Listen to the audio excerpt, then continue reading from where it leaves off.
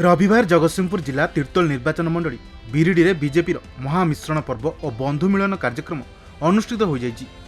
तीर्तोल BJP नेता राजकिशोर बेहेरा सभापतित्व में आयोजित यह मिश्रण पर्व में शिल्पमंत्री संपत चंद्र स्वाई, जगतसिंहपुर विधायक अमरेन्द्र दास, बीजेपी नेता सत्यसारथी महांती, जिला ओबीसी मोर्चा सभापति सुबोध बारिक प्रमुख जोग देते।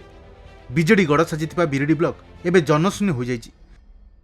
बिरिडी ब्लॉक 10,000 लोक आज मिश्रण पर्व अनुष्ठित होती एवं बिरिडी ब्लॉक साधारण लोक मैंने यशस्वी प्रधानमंत्री नरेंद्र मोदी नीति आदर्श एवं माननीय मुख्यमंत्री विभिन्न लोकाभिमुखी योजना गुड़ी आकृष्ट होती एवं आम जगतसिंहपुर जिलार जो मंत्री महोदय अच्छा अमरेन्द्र बाबू आम जगतसिंहपुर विधायक महोदय अच्छा एवं आमर तीर्तोल नेता राजू भाई एवं सत्य भाई अच्छा बालिकुदा आसमा युव नेतृत्व तेणु सबुथ आकृष्ट हो लोक मैंने आज सोमोट भाव में भारतीय जनता पार्टी जॉइन कर जो लोक मैंने माँ बापा मान भाई भौणी मान अनुरोध जो लोक मैंने कहते दलाल किंतु दलाल जदि होता दुई दुई थर चेयरमैन हो पारि न था मु लोक मान सेवा आसी लोक मान सेवा करी मो आगामी दिन में केमी ए अंचल केमी डेभलप हम से अनुग्रह चिंता करी।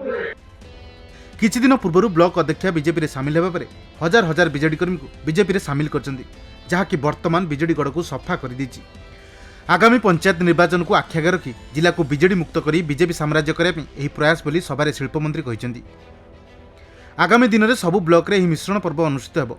बीजेपी मिश्रण पर्व को आखि आगे रखी गतकाली बीजेडी एक कर्मी सम्मेलन अनुष्ठित करथिला।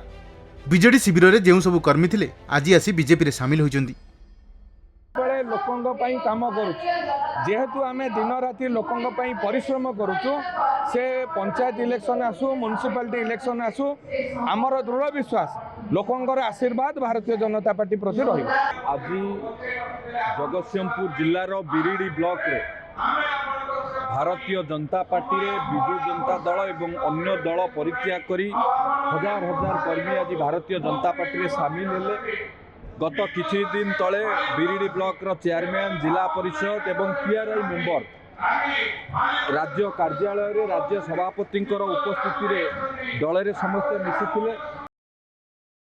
जगतसिंहपुर उमाकांत पात्र रिपोर्ट, खबर ओडिशा।